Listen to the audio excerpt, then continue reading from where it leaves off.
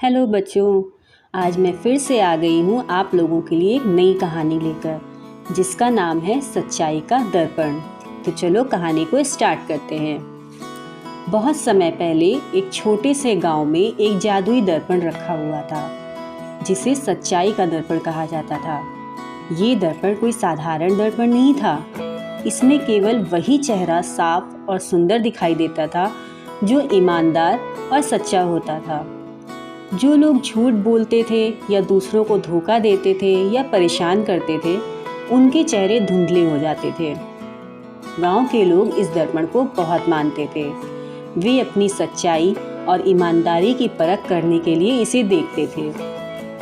एक दिन गांव में रहने वाला रामू, जो हमेशा दूसरों को धोखा देकर अपना काम निकालता था, दर्पण देखने के लिए गया।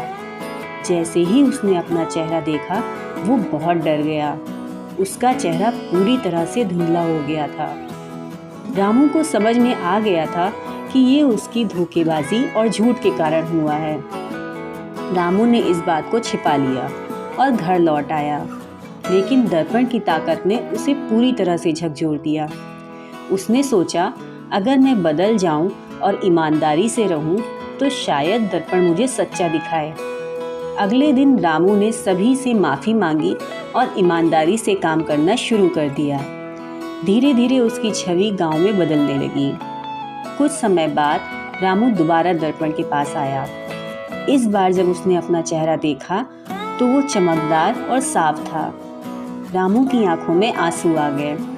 उसने गांव के सभी लोगों को सच्चाई और ईमानदारी के महत्व के बारे में बताया।